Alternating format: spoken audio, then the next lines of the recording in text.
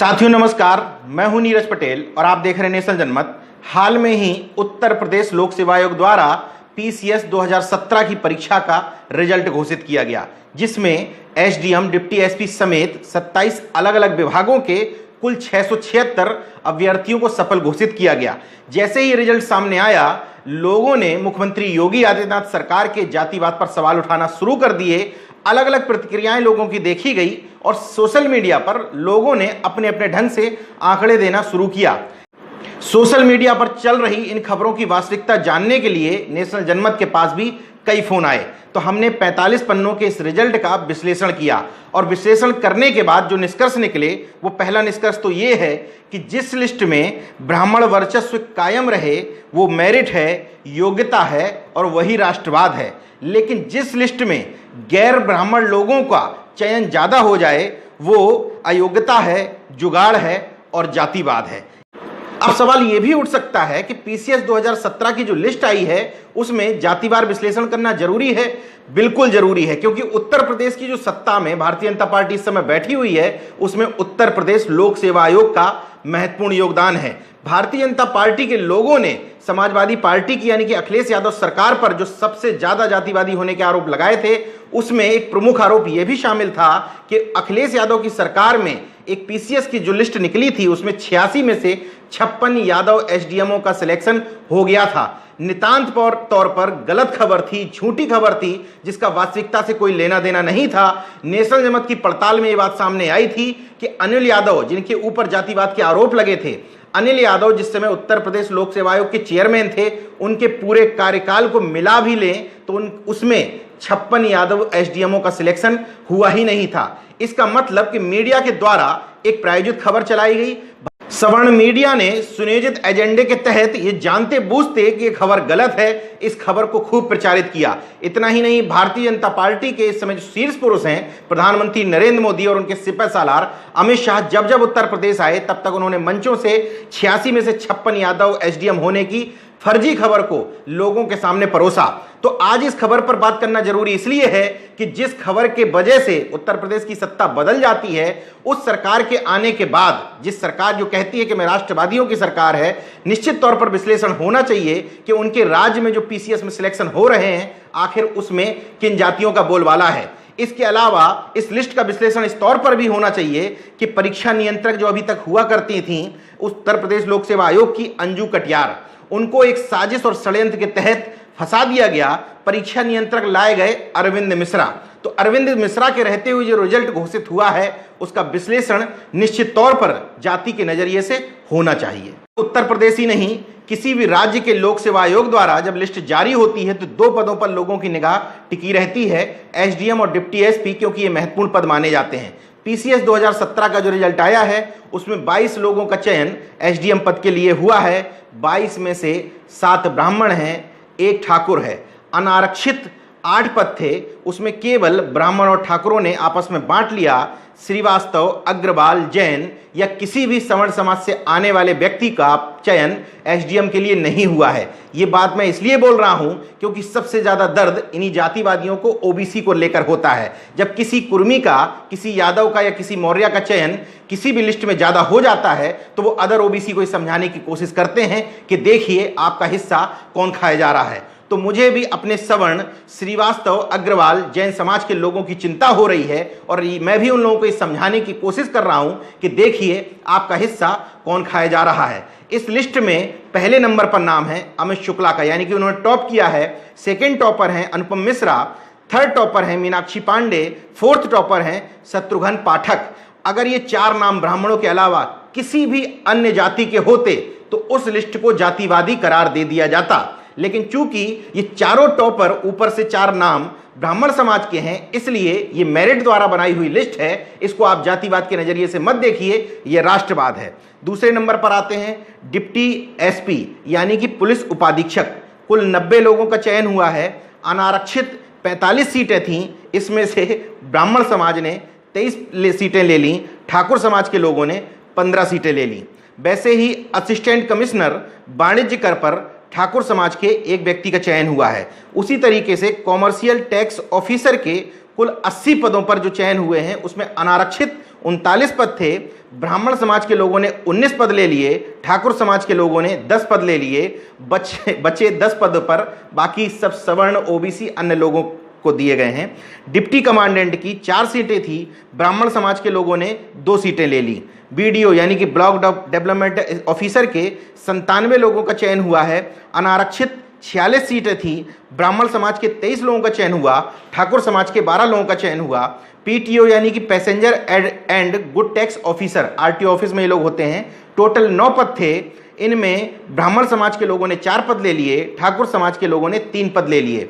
Treasury officer या account officer के कुल पद 47 थे, इनमें अनरिजर्व्ड 22 पद थे, ब्राह्मण समाज ने 11 पद ले लिए, ठाकुर समाज के लोगों ने 2 पद ले लिए। नायब तहसीलदार के ठीक ठाक पद थे 114 पद, उनमें अनारक्षित 33 पद थे, ब्राह्मण समाज के 18 लोगों का चयन हुआ, ठाकुर समाज के 14 लोगों का सिलेक्शन हुआ। जिला खाद्य विपणन अधिकारी कुल पद 4, अनारक्षित 3 में से 2 ब्राह्मण। जिला युवा कल्याण अधिकारी के टोटल 5 पद थे, अनारक्षित 4 पद, ब्राह्मण 2, ठाकुर 1। जेल अधीक्षक 4 पद थे, ठाकुर 1। जिला पंचायत राज अधिकारी के 10 पद थे, अनारक्षित 6 पद हुए, ब्राह्मण 3, ठाकुर 2। विकलांग कल्याण अधिकारी के 16 पद, अनारक्षित 9 पद, ब्राह्मण 4, ठाकुर 3। पिछड़ा वर्ग कल्याण अधिकारी के 14 पद, अनारक्षित 5, ब्राह्मण 3, ठाकुर 2, आपस में बांट लिए। असिस्टेंट रजिस्ट्रार के 8 पद थे, अनारक्षित 4, ब्राह्मण 2, ठाकुर 2। ईओ यानी कि अधिशासी अधिकारी, ये नगर पालिका का पद होता है, 18 लोग सफल घोषित किए गए हैं, जिसमें अनारक्षित 11 पद थे, 5 ब्राह्मण, 5 ठाकुर। उप जिला सेवा योजना अधिकारी 84 लोग सफल घोषित हुए हैं, जिसमें से अनारक्षित 26 पद थे, 15 ब्राह्मण, 5 ठाकुर। कृषि सेवाएं जैसे जिला कृषि अधिकारी, भूमि संरक्षण अधिकारी, ये कुल 9 पद थे, अनारक्षित 4 पद, जिनमें ब्राह्मण 1। जिला उद्यान अधिकारी के 2 अलग अलग पद निकले थे। जिला उद्यान अधिकारी फर्स्ट, जिसमें अनारक्षित 8 पद थे, ब्राह्मण 2 लोगों का सिलेक्शन हुआ। जिला उद्यान अधिकारी सेकंड के कुल 6 पद थे, जिसमें अनारक्षित 2 थे, उसमें ब्राह्मण समाज के 1 व्यक्ति का चयन हुआ। जिला ऑडिट अधिकारी के 2 पद थे, कार्य अधिकारी का 1 पद था।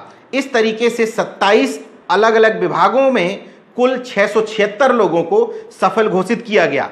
इन 676 लोगों में से 148 ब्राह्मण समाज के लोगों का सिलेक्शन हुआ।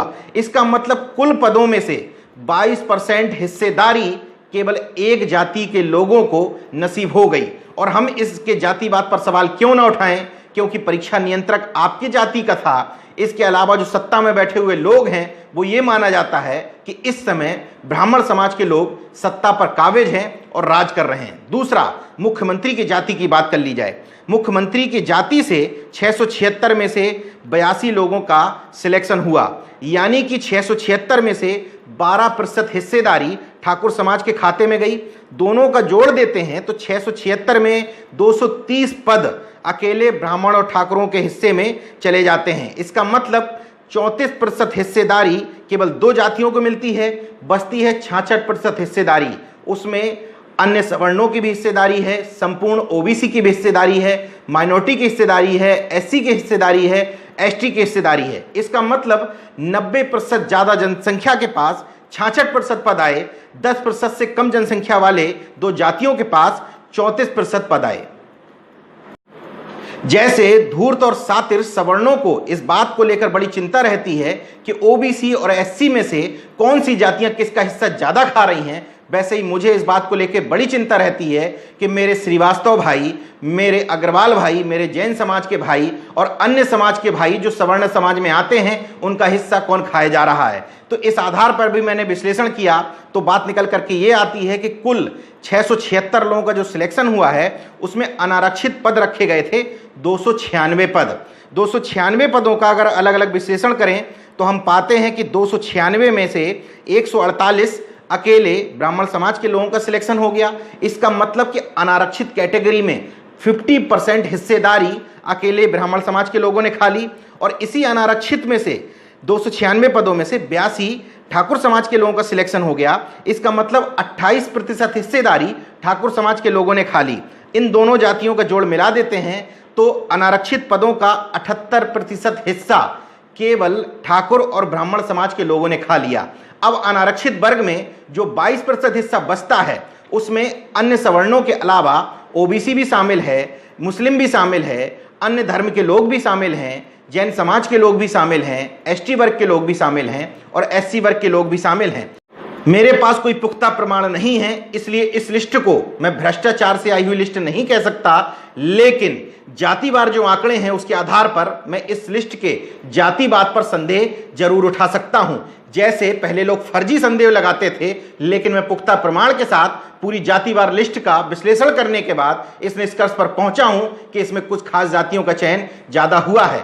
इस लिस्ट को पिछड़े वर्ग के उन लोगों को भी गौर से देख लेना चाहिए जो जातिवादी सवर्णों का साथ देते हुए अखिलेश यादव की सरकार में उत्तर प्रदेश लोक सेवा आयोग के गेट पर यादव आयोग लिखने को अपनी शान समझ रहे थे। उनको अपने आप से सवाल पूछना चाहिए कि इस समय उनकी हिम्मत क्यों नहीं पड़ पा रही है कि इस समय उत्तर प्रदेश लोक सेवा आयोग के गेट पर जा करके ब्राह्मण सेवा आयोग लिख सकें। पिछड़े वर्ग के लोगों को अपने आप से सवाल पूछना चाहिए, आत्ममंथन करना चाहिए और ये दिमाग लगाना चाहिए कि पिछली बार पीसीएस की लिस्ट कब ऐसी आई थी जब एसडीएम के पद पर किसी यादव का सिलेक्शन ना हुआ हो, किसी कुर्मी का सिलेक्शन ना हुआ हो, किसी श्रीवास्तव का सिलेक्शन ना हुआ हो, किसी निषाद का सिलेक्शन ना हुआ हो, किसी प्रजापति का सिलेक्शन ना हुआ हो।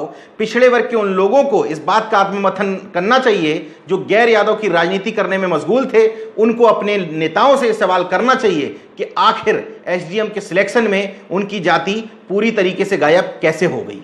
इसके अलावा जाति महासभाओं के लोगों से भी मेरा आग्रह है जो इस लिस्ट में से अपनी अपनी जाति के लोगों को छांट करके लिस्टें प्रकाशित कर रहे हैं, वो कम से कम ओबीसी एससी यूनिटी के लिए काम करें और एक ऐसी लिस्ट बनाएं जिसमें संपूर्ण ओबीसी के लोग हों, जिसमें संपूर्ण एससी के लोग हों, संपूर्ण बहुजन के लोग हों, यानी कि उसमें माइनॉरिटी के लोग भी शामिल हों। अभी तक किसी भी जाति के द्वारा, चाहे वो कुर्मी हो, चाहे यादव हो, चाहे मौर्य हो, चाहे निषाद हो, चाहे प्रजापति हो, चाहे पाल हो, किसी भी जाति की महासभा के द्वारा, किसी भी ओबीसी संगठन के द्वारा इस तरह की लिस्ट सामने नहीं आई है। तमाम सारी लिस्टें मेरी आंखों के सामने होकर के निकल गई है जिन लिस्टों में अपने अपने जाति के लोगों का महिमा मंडन किया गया था। इसके अलावा इन जाति की लिस्टों का एक उपयोग और भी है। जाति महासभा के लोगों को, अपने स्वजाति लोगों को इस सिलेक्टेड कैंडिडेट्स की लिस्ट भी देनी है ताकि वो आगे शादी संबंध कर सकें। खैर, इन जाति महासभाओं के लोगों को उनके हाल पे छोड़ देना चाहिए। पिछड़े और दलित माइनॉरिटी यूनिटी के लिए काम करने वाले लोगों को एक सम्मिलित लिस्ट बनानी चाहिए। उत्तर प्रदेश की सत्ता पर काबिज रह चुकी पार्टियों पर जातिवाद के आरोप लगाने पर मशगूल पिछड़े और दलित समाज के लोगों को इस बात का भी उत्तर ढूंढना चाहिए कि पिछली बार कब पीसीएस का रिजल्ट ऐसा आया था जिसमें ब्राह्मण समाज के लोगों ने ऊपर से लेके 4 तक उत्तीर्ण किया हो और इस तरीके से ठोक करके उनकी जाति के लोगों का सिलेक्शन हुआ हो। आप खुद विश्लेषण कर लीजिएगा, उसका उत्तर मिल जाए तो मुझे भी बता दीजिएगा। तब तक के लिए देखते रहिए नेशन जनमत, जागरूक और सजग बने रहिए। जय विज्ञान, जय संविधान, जय लोकतंत्र। धन्यवाद। तो अगर आपने मेरा YouTube चैनल सब्सक्राइब नहीं किया तो प्लीज़ सब्सक्राइब कर लें और उस बेल आइकन पर जरूर क्लिक करें जिससे जो मेरे न्यू वीडियो है